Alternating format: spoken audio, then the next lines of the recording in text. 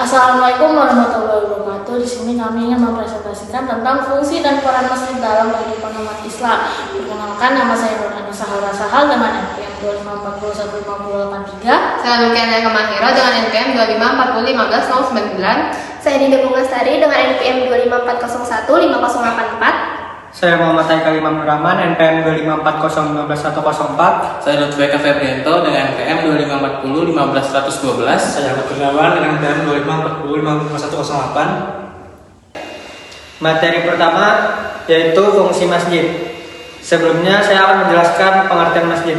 Masjid memiliki peran yang sangat penting dalam kehidupan umat Islam dan tidak hanya berfungsi sebagai tempat ibadah semata. Pada masa kini, masjid perlu dikelola secara profesional dengan manajemen yang baik agar mampu memperluas jangkauan pelayanan dan aktivitasnya. Fungsi utama masjid meliputi yang pertama tempat ibadah. Masjid menjadi pusat pelaksanaan ibadah kepada Allah Subhanahu wa taala. Ibadah dalam Islam memiliki makna luas, mencakup seluruh aktivitas kehidupan yang diniatkan untuk memperoleh ridha Allah. Kedua, tempat pendidikan. Masjid berfungsi sebagai sarana pendidikan, terutama pendidikan agama yang bersifat fardhu ain. Selain itu, masjid juga menjadi tempat pembelajaran ilmu pengetahuan lainnya, seperti ilmu sosial, alam, humaniora, dan keterampilan. Sejak masa Rasulullah SAW, masjid telah menjadi pusat pendidikan Islam dengan metode halaqah. Ketiga, tempat musyawarah. Sejak zaman Nabi Muhammad SAW, masjid digunakan sebagai tempat pertemuan dan musyawarah untuk membahas berbagai urusan umat, termasuk urusan sosial dan kenegaraan. Fungsi ekonomi. Masjid berperan dalam meningkatkan kesejahteraan ekonomi umat melalui kegiatan seperti pengelolaan Baitul Maal, kooperasi syariah, bazar, pelatihan ekonomi kreatif, serta pengelolaan dana umat secara transparan. 5. Pusat dakwah dan kebudayaan. Masjid menjadi pusat penyebaran dakwah Islam dan pengembangan kebudayaan Islami. Selain sebagai pusat aktivitas dakwah, masjid juga berfungsi sebagai simbol seni dan budaya Islam yang mencerminkan keindahan, nilai, dan peradaban Islam. Materi kedua, itu ada peranan masjid bagi umat Islam.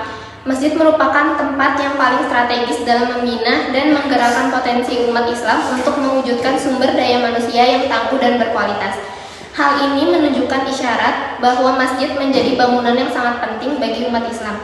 Kedudukan masjid tidak hanya dipergunakan untuk melaksanakan sholat saja. Di sana juga menjadi pusat aktivitas kaum muslimin dalam menggelar taklim dan pengajaran Islam serta bimbingan-bimbingan lainnya. Yang kedua, ada peranan masjid bagi masyarakat. Masyarakat sebagai pusat pemberdayaan masyarakat sendiri dipahami sebagai usaha meningkatkan, mengembangkan kemampuan masyarakat atau jamaah yang didasarkan pada kemampuan masyarakat atau jamaah itu sendiri. Materi ketiga adalah peran dan fungsi masjid kampus dalam membangkitkan budaya Islam. Masjid kampus berperan penting dalam membentuk dan menguatkan budaya Islam di kalangan mahasiswa. Masjid tidak hanya berfungsi sebagai tempat ibadah, tetapi juga sebagai pusat pembinaan, keagamaan, pendidikan, dan sosial. Sebagai tempat ibadah, masjid kampus menjadi sarana pelaksanaan salat berjamaah, salat Jumat, serta kegiatan keagamaan seperti pengajian, kajian Islam, dan tadarus Al-Quran yang membantu meningkatkan pemahaman dan keimanan mahasiswa. Sebagai pusat pendidikan agama, masjid kampus menyediakan berbagai program pembelajaran Islam seperti kajian Al-Quran, hadis, fikih, seminar, dan diskusi keislaman, sehingga mahasiswa dapat menyeimbangkan ilmu akademik dan spiritual. Selain itu, masjid di kampus juga berfungsi sebagai pusat kegiatan sosial, tempat mahasiswa terlibat dalam aksi sosial seperti penggalangan dana dan kegiatan kemanusiaan yang menumbuhkan kepedulian, empati, dan jiwa kepemimpinan. Materi 4, masjid pada dasarnya bukan hanya tempat ibadah umat Islam.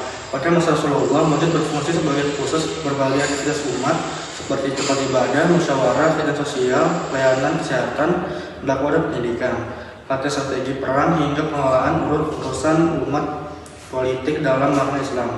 Namun di zaman sekarang fungsi masjid cenderung menempit.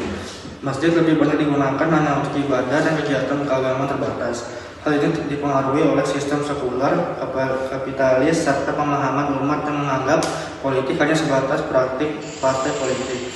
sehingga muncul kekhawatiran perpecahan umat jika masjid digunakan untuk kegiatan politik.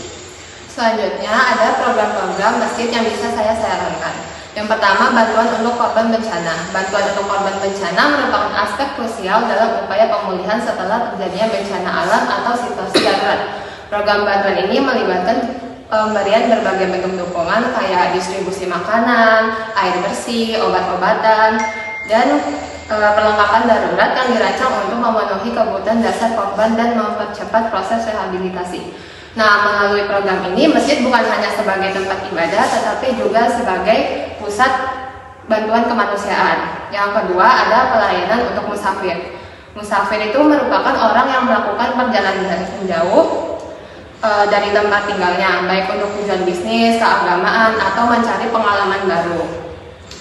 Terus, masjid sebagai pusat kegiatan komunitas untuk berkomitmen untuk memberikan pelayanan yang optimal kepada para tamunya, memastikan bahwa setiap individu merasa diterima, dihargai, dan mendapatkan dukungan yang mereka butuhkan selama berada di lingkungan masjid. Yang ketiga, ada program Jumat Berkah. Istilah Jumat Berkah mengacu pada berbagai aspek kebaikan yang dapat diraih pada hari tersebut. Banyak umat Islam percaya bahwa amalan baik yang dilakukan pada hari Jumat akan mendapatkan pahala yang lebih besar. Nah, program Jumat Berkah ini bisa meliputi membagikan sedekah kepada fakir miskin atau anak yatim. Juga bisa membaca Al-Quran terutama surat Al-Kahfi. Selanjutnya. Oke, selanjutnya peran masjid bagi generasi muda. Masjid memiliki potensi besar sebagai pusat komunikasi Islam, namun efektivitasnya sangat tergantung pada adaptasi moda. Di sini tuh ada poin-poinnya. Yang pertama itu adaptasi komunikasi, yang kedua digitalis dakwah, yang ketiga itu partisipasi aktif. Pada intinya masjid itu harus bertransformasi secara digital dan inklusif agar tetap relevan sebagai pusat pembinaan generasi masa depan. Sekian presentasi dari kelompok kami. Jika ada salah mohon dimaafkan.